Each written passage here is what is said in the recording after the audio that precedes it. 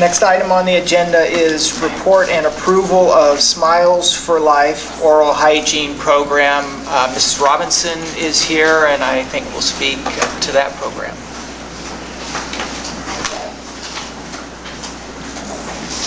Recently, Cindy Zardy and John McMullen and myself met with two representatives from the Smile for Life program. And I have to be honest, we were pretty impressed. It's almost too good to be true.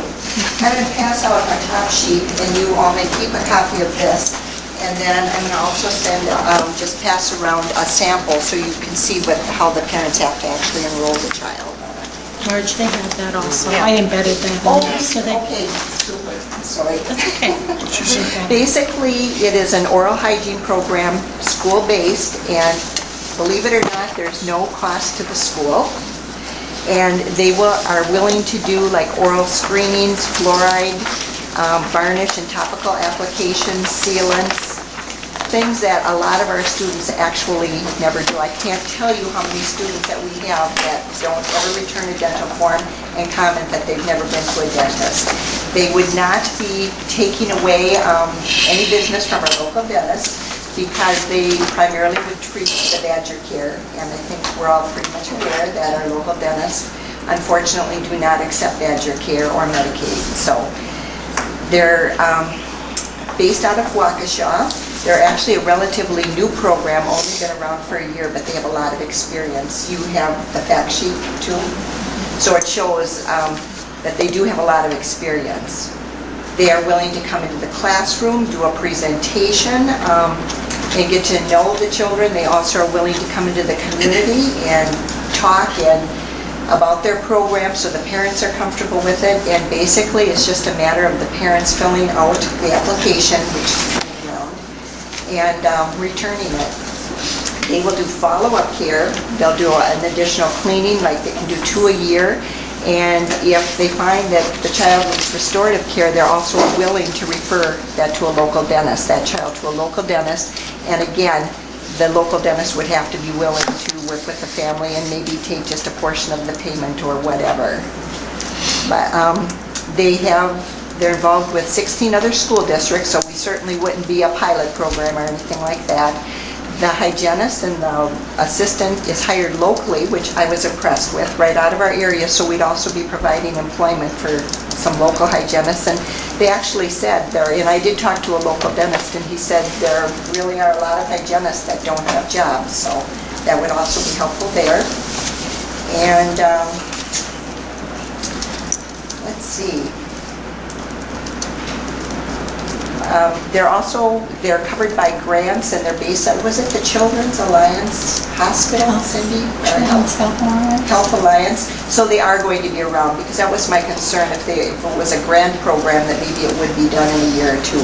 But they said they have enough funding that it looks like they can continue to provide the service. They were very excited about it, wanted us on board, and they're looking at really, I think, quite a few days. I was surprised at the projected days they might have to actually be in Toma to provide the care needed for the number of students we have, because we are such a large district. I think they set up 98 school days. If every child who is currently eligible, because they kind of did the research, and Monroe County is a county that is in need, and so that's half the school year they would be involved in and they go directly to each elementary building. So how would that work into the students' day?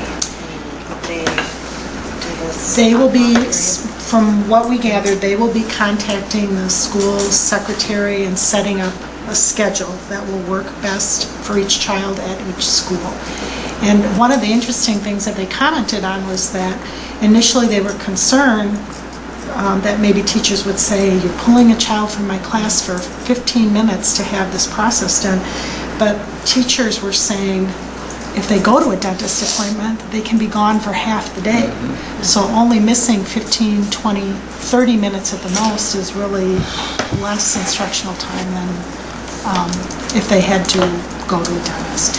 The other thing, I did contact Scott Nickel, former board member, just to get his take on the program, and obviously a dentist here in town, and he said anything that the school district can do to enhance dental hygiene for children is, appreciated. And he encouraged me to encourage you to support a program like this.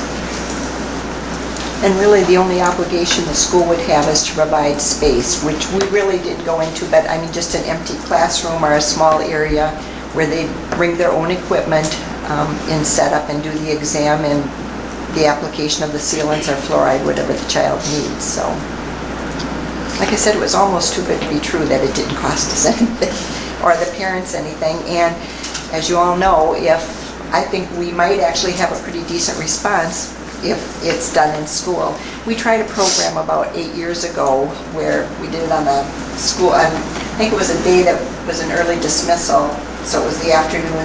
5 of our local dentists participated, and then we bused the kids to the dentist, but it didn't work very well, and it took a long time, and the dentist said they probably wouldn't do it again. The supplies came from the county. It was, again, a similar SMILE program with sealants, but this I think if we don't have to transport children anyplace, they're right in school, I think the parents are going to be more apt to actually sign the form and return it. Their teeth are such an important part of your human being substance, because I can tell you that back in time I probably didn't take too good of my teeth, and recently, probably the last 14 years, I've really been on the money with oral hygiene, and it's so important for these young kids to grab onto it at a young age, because you can let your teeth go and not do anything with them, and it's terrible. So I think it's a great program. It's so important for these young people to get involved in it.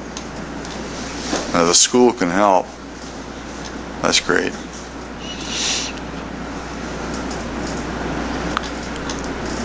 And we can just try this for 1 year to see how it works, or... Absolutely, there's no obligation, and it's based on how many slips are returned, how much time they'll spend here.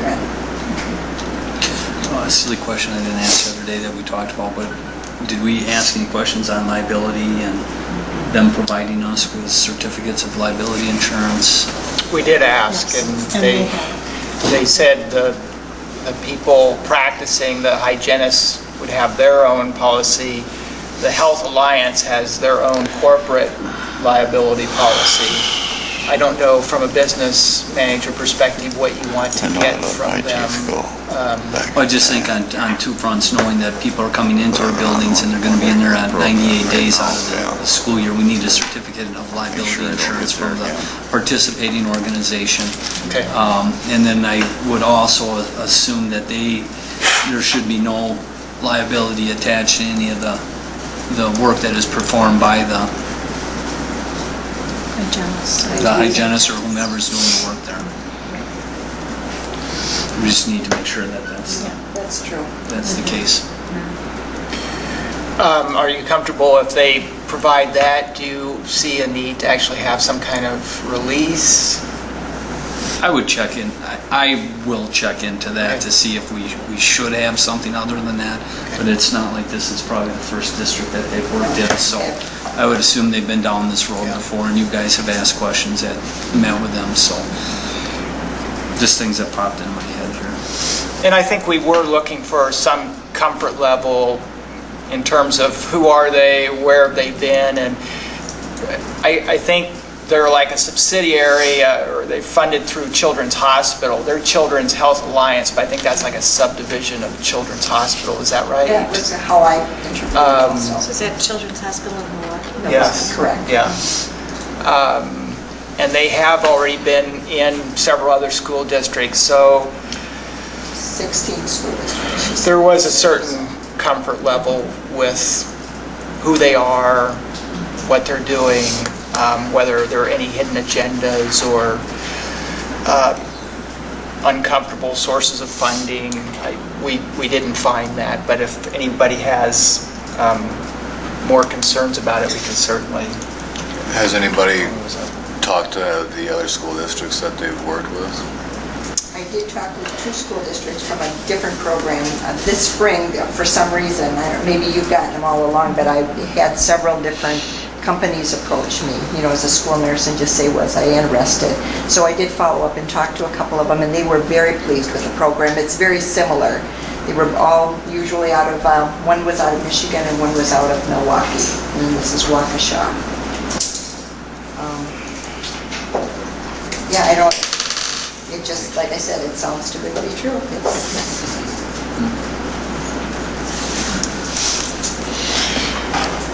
I would just ask, it says the authorization is, I understand that by signing this form, initial and ongoing preventive oral care, let's say, I authorize insurance payments for services rendered to Smiles for Life, Inc. Is that from Badger Care?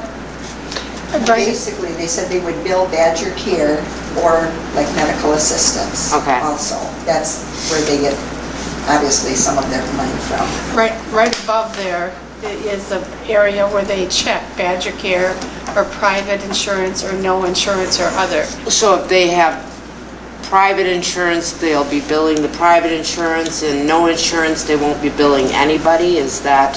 Right, they said the students that didn't have any insurance is provided by the grants. Okay. I did kind of question that, and I don't know if we were clear on the private insurance, because she kind of mentioned, well, it's really meant for the students that don't have the opportunity to go to a dentist, and I kind of, to read between the lines, I have the feeling if a parent is used to taking their child to a dentist regularly, they probably wouldn't return the form. If they have an insurance, they're being covered. Is that how you kind of... Yeah, they seem to suggest it was sort of a non-issue. People with good dental coverage are going to do their own thing. Just return the form to the school. But that was part of the funding, is they do then try to collect any way they can through submitting claims through Badger Care. And it's not just grant money. They actually do bill what they can for the work they perform. And they said for the local dentist, they were willing to reimburse them back for some of the exam if the dentist preferred to do their own exam.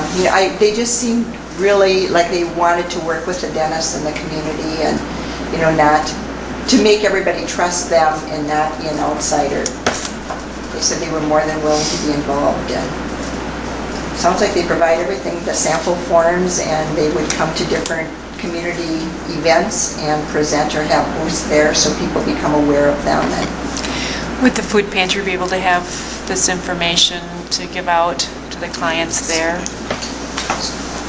Or will this just be distributed through the schools? It would primarily be sent out through the schools, but I know we talked briefly about child development days would be another place that they could have a booth so the community would be aware of that. Because, we get adults asking, where can I go for dental care? I don't have... There's probably a lot of places like WIC and wherever that we could, if that's something. I guess we didn't specifically ask. Well, I think this is for children, though. Right, but the families that have children that come to the pantry, that would be an avenue to help them get the dental care. And she did say it was up to 18, but it looked like we were going to focus at elementary and middle school to kind of get a start and see how it went. And you can let me know if you wanted us to yeah. give the information there, and we can give the age range, the age ranges, and that they're at the Just an information Toma School sheet District. Thank you for the information. Cindy, what about, again, disruption in a school day? There wouldn't be that much? They make an effort to minimize that. And I think, when we talk about location, they'll work with each building. They'll work with the staff at Wyville. They'll come on a day when maybe the library's open.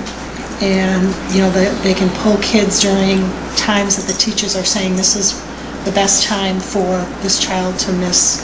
So they'll work with us on that? They will work with us to, minimize the disruption. So we don't need a motion tonight, or? No, we will, yes, I would be looking for a motion for approval. You got it. Okay. There's a motion to approve the Smiles for Life oral hygiene program. Is there a second? I'll second. A motion and a second.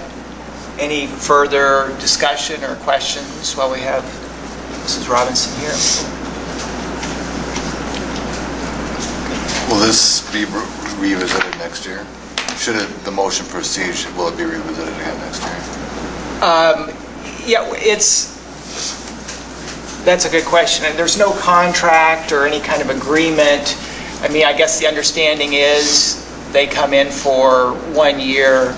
I guess if things weren't going that well, for that matter, we could ask them to leave even in the middle of the year. But yes, we could revisit this every year. I would anticipate that would be appropriate.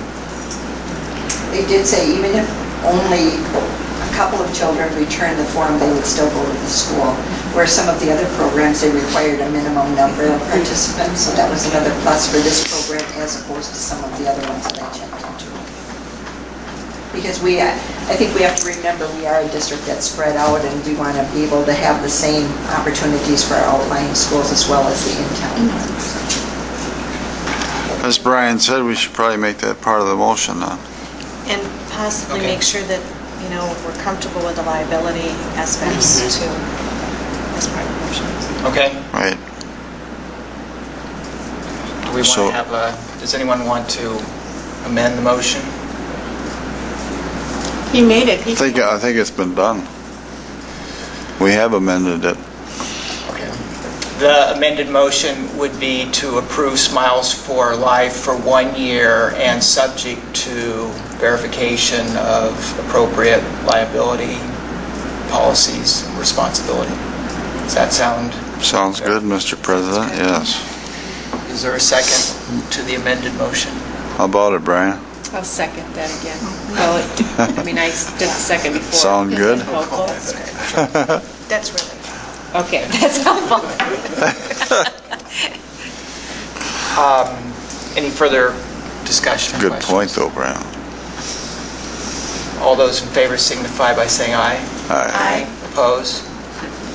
The amended motion passes to approve the Smiles for Life program for 1 year and subject to the verification of appropriate Liability. liability insurance. Thank you. Thank you.